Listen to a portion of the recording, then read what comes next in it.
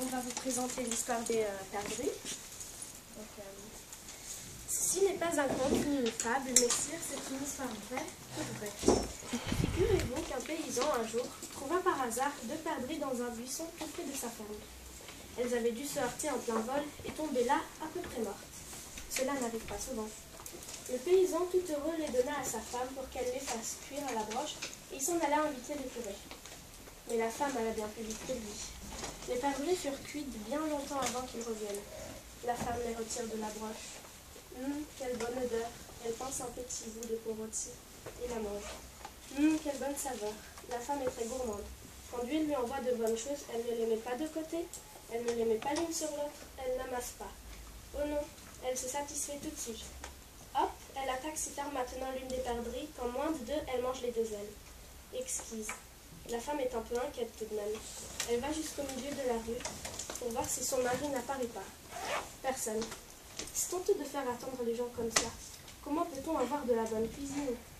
Les 2 ailes lui ont donné faim. Si elle tâtait un peu du reste. Elle en mange un peu, encore un peu, si bien que ce serait maintenant un crime d'en laisser. Fini la première perdrix. Et si elle mangeait la seconde? Elle sait bien comment elle s'en tirera si son mari lui demande où elles sont passées. Elle dira que les 2 chats sont arrivés en même temps, au moment où elle les sortait de la broche.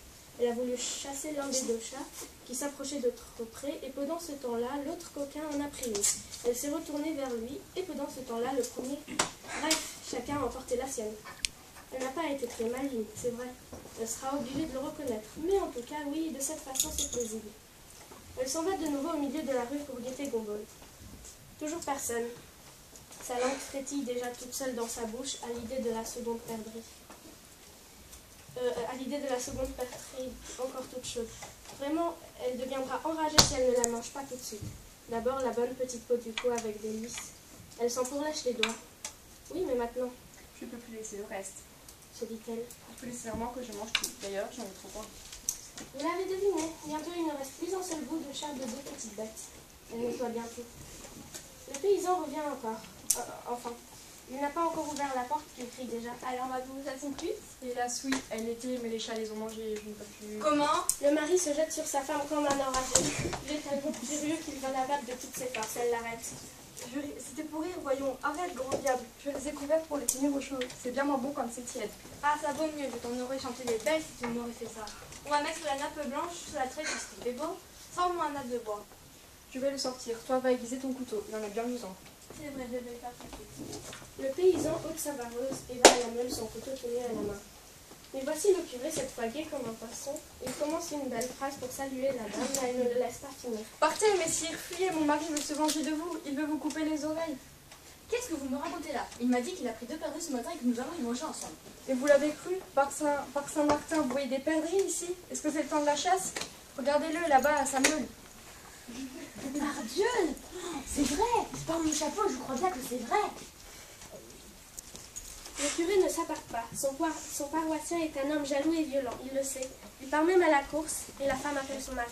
Hé, messire, Gombol, Attends, je n'ai pas terminé d'aiguiser. viens tout de suite. Qu'est-ce qu'il y a? Qu'est-ce que tu as? Ce que j'ai, moi, tu le sauras bien assez tôt. Mais tes perdrix, si tu les veux, tu as intérêt à courir. Ton beau curé se sauve avec, par la foi que je te dois. Regarde. Avec mes perdrix? Le paysan se jette sur la route comme un enragé, son couteau tenu à la main. Il court tant qu'il peut. Il crie au curé de loin dès qu'il l'aperçoit. Vous ne les emporterez pas au paradis, celle-là. Vous ne les montez pas tout seul. Montez les belles, montez les hommes. Le curé n'entend pas ce qu'il dit, mais il se retourne et il voit Gombol furieux, avec son couteau à la main. La course l'a bien plus, mais il a des ailes maintenant. Il court de plus en plus vite. Le vilain aussi, toujours criard. Le curé perd du terrain peu à peu à cause de sa surprise. Et heureusement, il a de l'avance. Il arrive au presbytère et il attend de s'y enfermer solidement. Vous pouvez croire, l'autre se cogne à la grille. Le paysan s'en retourne tout ému. Il a le temps maintenant d'interroger sa femme. Dis-moi ce qui s'est passé. Eh bien, c'est ce que je t'ai dit. Le curé est venu, puisque tu as eu la sottise de l'inviter. Oh, tu sais comment il est. Il ne s'est guère occupé de moi. Il a tout de suite voulu voir les perdrix, mais je ne pouvais tout de même pas lui dire non, puisque tu l'avais invité pour ça. Avant même que je puisse faire un geste, il les a prises et s'est sauvé avec. Elle était plus assez chaude pour qu'elle le brûle. Tu étais resté longtemps, tu sais. Qu'est-ce que tu faisais? Je t'ai appelé tout de suite. C'est peut-être vrai, dit le paysan. Cette aventure, messire, vous le montre une fois de plus. La femme est faite pour tromper. Avec elle, le mensonge devient vérité. La vérité devient mensonge. Pas besoin de commenter beaucoup, j'ai fini l'histoire des perdrix.